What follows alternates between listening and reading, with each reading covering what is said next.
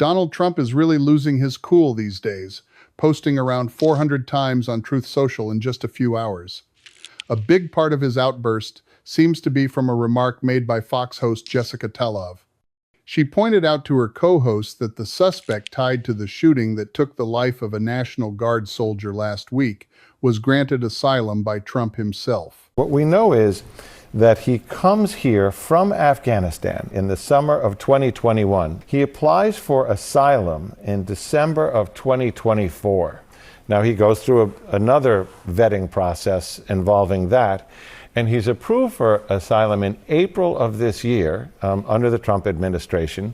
But it's been disappointing to see President Trump or DHS Secretary Kristi Noem on the Sunday shows denying the fact that Donald Trump's administration granted him asylum in April of this year.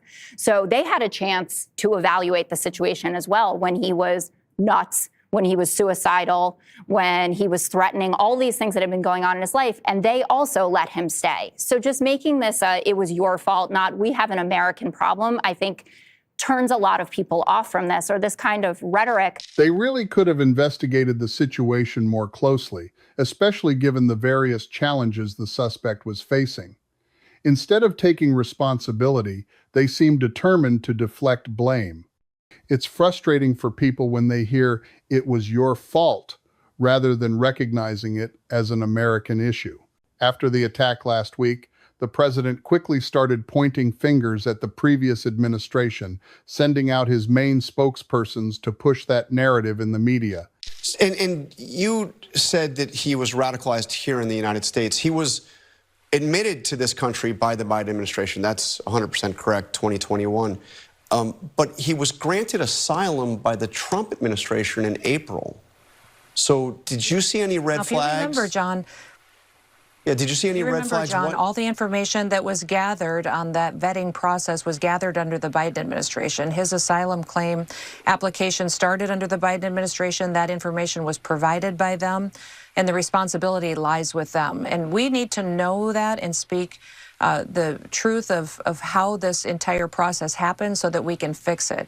That's what President Trump has been doing and dedicated to, is that when we look at people who deserve asylum, they have to be thoroughly vetted. They weren't under the last administration. That has completely changed under President Trump. But again, he was granted asylum in April, so President Trump had already been in office for several months. You had been in office. Are you saying there was no vetting done by the Trump administration? You were simply relying on what had been done under the Biden administration? You did no vetting before granting him asylum? It's honestly hard to believe that Trump snapped at a female reporter for pointing out that the suspect was granted asylum while he was in charge. Quite a scene, right? But they go cuckoo. Something happens to him. Your DOJ IG just reported this year that there was thorough vetting by DHS and by the FBI of these Afghans who were brought into the U.S. So why do you blame the Biden administration for what this man did? Are you stupid? Are you a stupid person? Because they came on a plane along with thousands of other people that shouldn't be here, and you're just asking questions because you're a stupid person. And there's a law passed that it's almost impossible not to get him out. To sum it up, a tragic event unfolded recently near the White House where a 29-year-old man named Romanullah Lanwa, originally from Afghanistan, opened fire on National Guard members. Sadly, one guard lost his life, and another was left in serious condition. This situation really caught a lot of attention when it was discussed on Fox News. So there's this host named Jessica Tlaib who really tried to clarify things around the blame game being played regarding the current administration.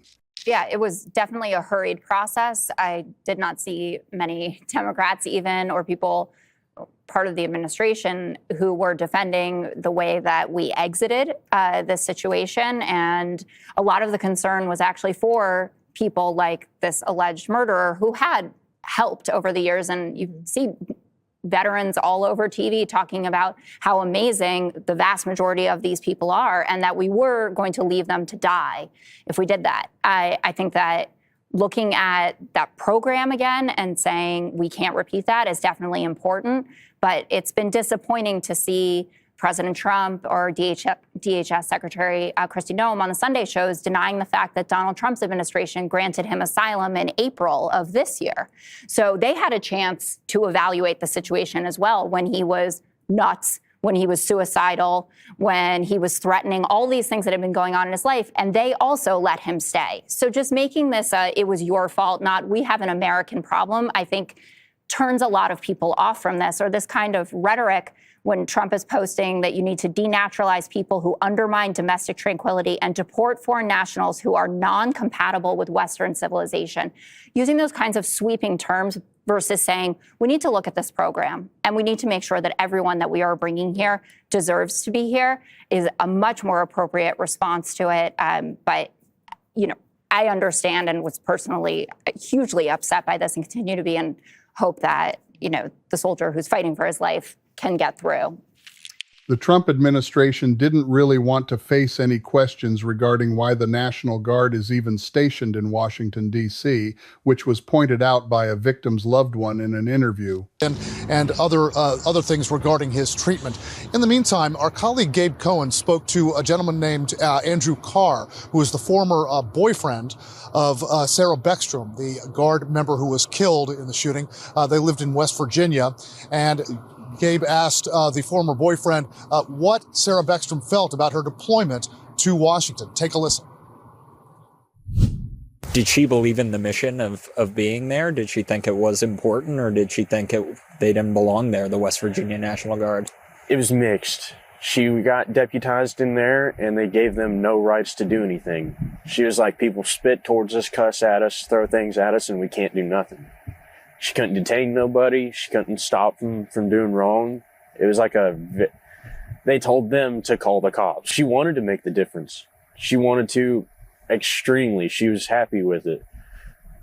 And she just was also like, why am I here if I can't do nothing? Where they limited them so much, she's like, it's pointless. She's like, I get why we're here. Crime's bad, but it's pointless if we can't do anything. Then there's Trump, who isn't holding back when it comes to his administration's role in the asylum granted to the suspect linked to a recent shooting. During a press conference, he really lost it, snapping at reporters and utterly ignoring any questions about the vetting process of the suspect. The suspect worked very closely with the CIA in Afghanistan for years, that he was vetted, and the vetting came up clean. He went cuckoo. I mean, he went nuts. And that happens, too. It happens too often with these people. You see them. But look, this is how they come in. This is how they're standing on top of each other. And that's an airplane. There was no vetting or anything. They came in unvetted. And we have a lot of others in this country. We're going to get them out. But they go cuckoo. Something happens to them. Your DOJ IG just reported this year that there was thorough vetting by DHS and by the FBI of these Afghans who were brought into the U.S. So why do you blame the Biden administration because for what let this them man in. did? Are you stupid? Are you a stupid person? Because they came on a plane along with thousands of other people that shouldn't be here, and you're just asking questions because you're a stupid person. And there's a law passed that it's almost impossible not to get them out. You can't get them out once they come in. And they came in, and they were unvetted, they were unchecked, there were many of them, and they came in on big planes, and it was disgraceful. And if you look, you'll see there was a law passed. It makes it almost impossible not to let them in, not to certify them, so to speak, once they come in. And they came in, and they shouldn't have come in. And frankly, the whole thing was a mess. The whole Afghanistan situation was a mess. It should have never taken place.